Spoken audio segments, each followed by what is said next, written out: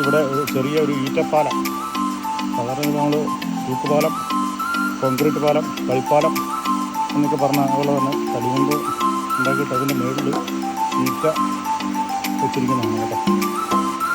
ഇവിടെ ഒന്ന് മേടിച്ച് ഇതിലൊക്കെ നടക്കുന്നുണ്ട്. എത്ര പേർക്ക് കയറാൻ പറ്റുമെന്നറിയില്ല.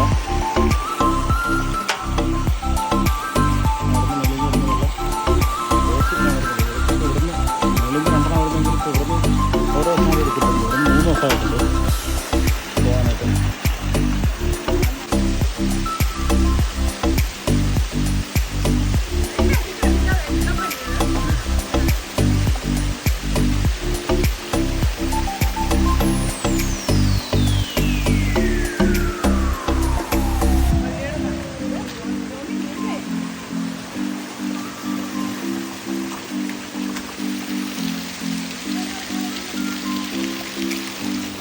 ചെറിയൊരു സർവേയിലൂടെ വെച്ച് കഴിഞ്ഞാൽ അത്യാവശ്യം പെട്ടെന്ന് കെട്ടാനായിട്ടുള്ള പ്രശ്നം ഇവിടെ നിന്ന് കിട്ടുന്നതാണ് വിചാരിക്കുന്നു.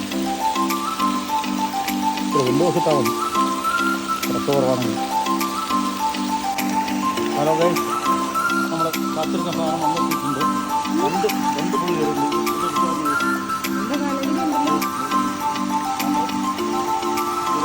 പഠിക്കാൻ കാട്ടും കൂടുതലാണ്.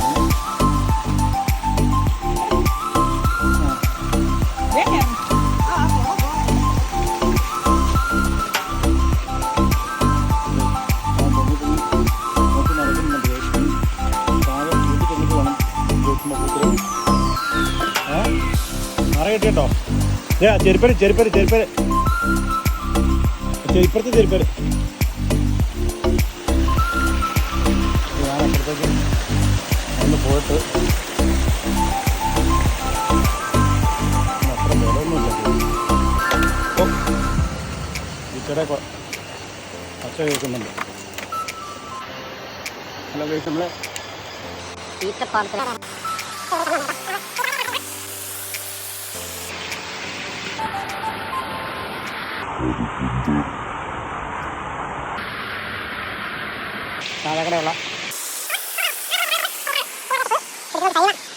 സാധാരണയുള്ള മണ്ടക്കയറിയിരുന്നു.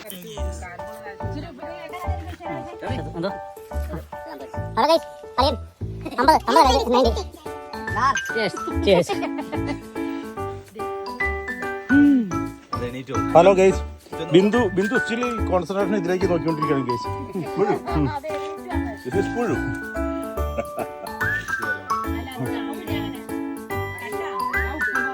ഹലോ ഗൈസ്, ഇത് നിൽക്കണ കേട്ടോ ഗൈസ്. ബിന്ദു നിൽക്കുന്നത് കേട്ടോ, കാലയിലേക്ക് തുറത്തുകൊണ്ടിട്ട് പൊതിഞ്ഞ് ഫുൾ പ്രൊട്ടക്ഷനിൽ മുഴു കയറാതെ നിൽക്കുന്നതാണ് ഗൈസ്. പാറപ്പുറത്തുനിന്ന് അവളെ ഇറങ്ങിയിട്ടില്ല ഇവിടെ വന്നതിന് ശേഷം. ആ പാഴൽ പുഴു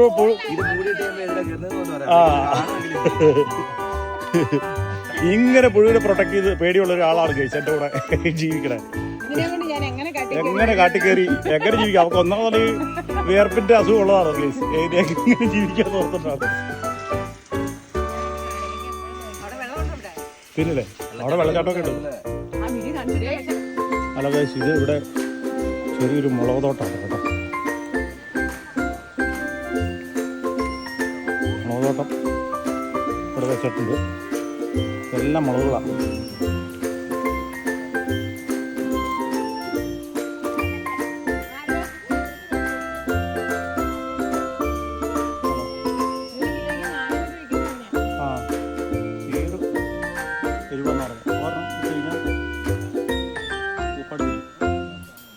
ഇത് കുറച്ച് ഭാഗത്ത് ഇവിടെ മുളക് നട്ടുണ്ട്. മുളക് തോട്ടം, കാന്താരി അല്ല, നല്ല എരിവുള്ള മുതൽ